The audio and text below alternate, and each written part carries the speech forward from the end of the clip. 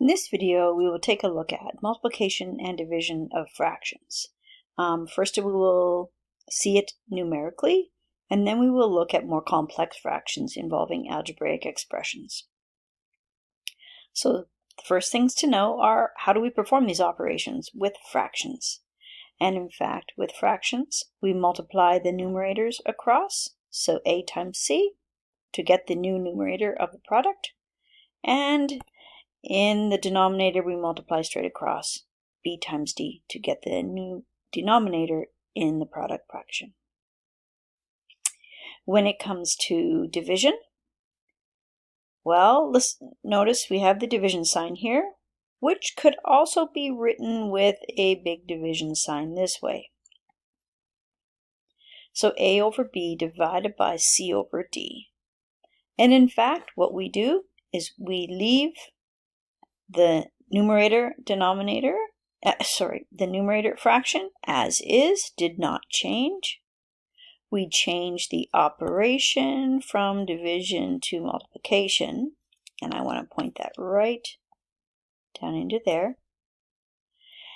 And this is really important too. The divisor fraction, c over d, we take the reciprocal and it becomes d over c, okay? Reciprocal. So we've changed it to multiplication. We take the reciprocal of the divisor, and now we multiply straight across and straight across. And we get a times d over b times c. So the best thing to do is take a look at a numerical example. Let's multiply these two fractions together. Remember, we should multiply straight across.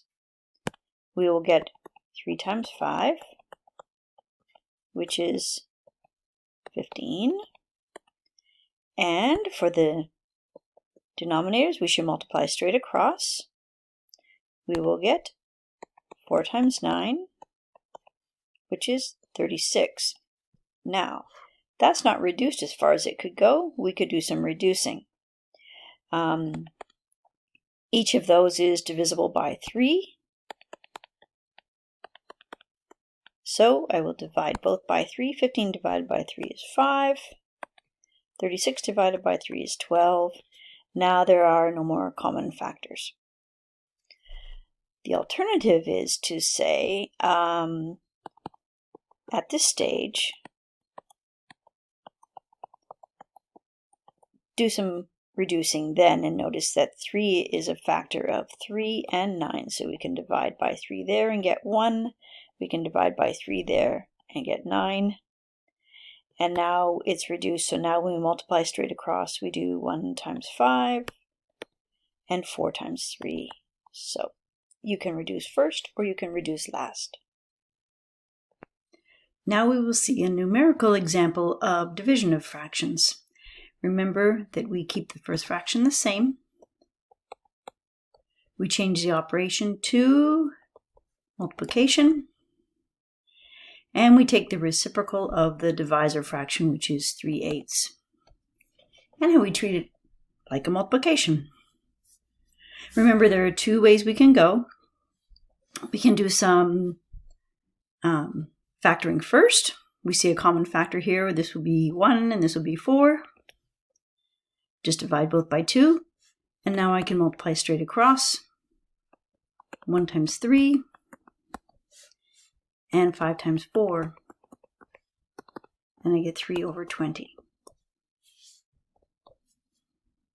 The alternative is, if you do not do the reducing first, we will get 2 times 3 over 5 times 8, which is 6 over 40. Both are divisible by 2, so we'll do the division. And we get 3 over 20. Same result. Now let's look at an example that involves some algebraic terms as well. And so it's a multiplication, so we will multiply straight across. I will multiply 2x by 12y cubed And I will multiply 5y by 4x. And so 2 times 12 is 24 xy cubed over 5 times 4 is 20 xy. Now we do have some reducing we can do, and remember that we will reduce, and I'm going to show some boxes for that. I do the numerical reduction, and then we will reduce based on similar bases, the x and the y. Okay, so focus on them just like that. So 24 over 20, 24 over 20. Both are divisible by 4. And we end up with 6 over 5. That won't reduce any further. Let's take that equal sign out of there. X over x, well, that's just a 1, so they cancel each other. And y cubed over y, remember you subtract the exponents, 3 minus 1, so this is y squared. So this will become 6/5 y squared. We could write it like that, or we could write 6y squared over 5. Okay, now the alternative is, let's see, we can actually do this. We can do reduction before. So let me just rewrite this question down here. I've got 2x over 5y times 12y cubed over 4x. Okay, so notice that I can cancel the x over x right there. I can cancel, divide by 2, I get 1, divide by 2, I get a 2. And I can cancel, this is a y to the 1, I can cancel 1, so I'm left with only 2 there. And actually, I see that I can do more division here. If I divide this by 2, I get a 1. If I divide this by 2, I get a 6. So now let's multiply straight across. 1 times 6 times y squared.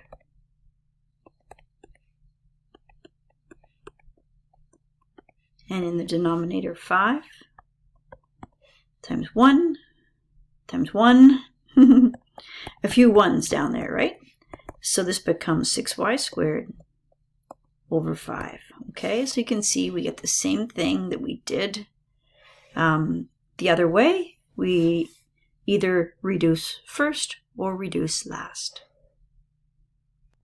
Now, when multiplying fractions, we should always express the product as in its simplest form, and even dividing as well, okay? Not just multiplying, but multiplying and dividing. We should always express the product or the quotient in the simplest form. And to do that, sometimes it helps to factor and then simplify, okay, before we actually perform the multiplication. So let's see what I mean. We have 3 times the quantity x minus y. There's nothing I can do there. And that's over x minus y all squared. So I'm going to write it as x minus y times x minus y. Just visibly, it's going to be helpful, okay? Times. Now, x squared minus y squared. This is a difference of squares, right? So if we think back to factoring a difference of squares factors like this: x plus y, x minus y. And if you don't know where I got that from, you should look at the formula for difference of squares. let's put that over here.